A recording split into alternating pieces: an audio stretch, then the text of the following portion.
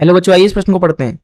बोला जा रहा है कि बताइए कि किसी पी टाइप जर्मेनियम अर्धचालक के लिए 3 संयोजकता वाला अपद्रव्य क्यों मिलाया जाता है।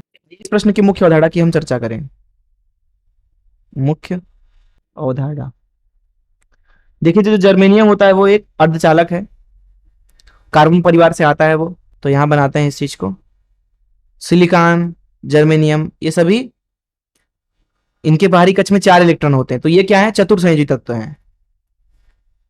ये है चतुर्संयोजी तत्व, मतलब ये 4 बंध बनाएंगे अब आसपास अधिक से अधिक।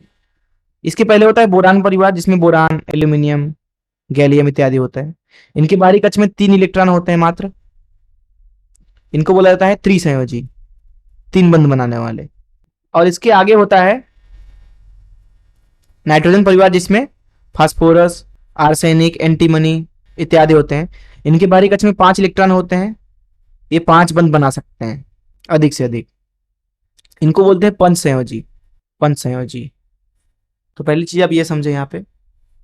तो इस चीज से आप समझ सकते हैं कि जो जर्मेनियम है वो कितने बंध बनाएगा? 4 बंध बनाएगा। तो जर्मेनियम को अगर आप देखोगे तो जर्मेनियम का जो अंदर की संरचना है वो इस तरीके से होगी। एक जर्मेनियम अपने आसपास के 4 जर्मेनियम से जुड़ा होगा, इस तरीके से, इस तरीके से, इस तरीके से, एक एक बंध से।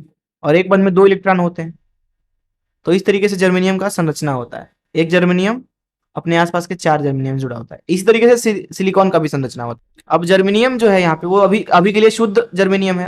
अगर इसमें हम अशुद्धि मिलाएं, अशुद्धि जैसे मिला सकते हैं, बोरान मिला सकते हैं, या फिर आप इधर आर्सेनिक, एंटीमनी वगैरह मिला सकते हैं, अर्थात त्रिसंयोजी मिलाइए चाहे पंचसंयोजी मिलाइए। तो इसकी वजह से हमें क्या मिलता है?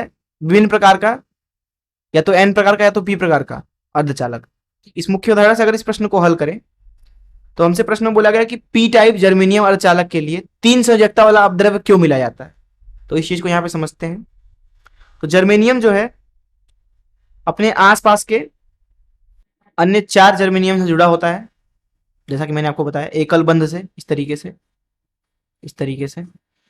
और वो भी अपना 4 लोगों से जुड़े होंगे इस तरीके से। अब देखिए, हर एक बंध में कितने इलेक्ट्रॉन है? 2 इलेक्ट्रॉन है, जिसमें से एक इलेक्ट्रॉन जो है वो इसका है और दूसरा इलेक्ट्रॉन इसका है। इस तरीके से यहाँ पे भी 2 इलेक्ट्रॉन है, यहाँ पे भी 2 इलेक्ट्रॉन है, यहाँ पे भी 2 इलेक्ट्रॉन है। हम क्या करते हैं कि इसमें एक त्रिसंयोजकता वाला तत्व डाल देते हैं, जैसे कि मान लीजिए बोरान। तो बोरान की बाहरी कक्ष में कितने इलेक्ट्रॉन है? 3 इलेक्ट्रॉन है। तो अधिक से अधिक 3 बंध बनाएगा ये। जैसे ही बोरान डालेंगे तो वो कहीं ना कहीं एक जर्मेनियम की जगह पे आके बैठ जाएगा, मान लीजिए यहाँ पे। अब जर्मेनियम एक गया तो वो अपने 4 इलेक्ट्रॉन भी ले जाएगा। अब यहाँ पे आ गया बोरान, जो कि 3 बंध बना सकता है। तो 1, 2, 3 बंध बना लिया। अब यहाँ पे देखिए एक इलेक्ट्रॉन की कमी हो गई। तो इसको दरअसल बोला जाता है होल अथवा कोटर। इसको बोलते हैं कोटर। इसके ऊपर धन आवेश जैसा गुण है और ये एक आवेश वाहक की तरह व्यवहार करता है।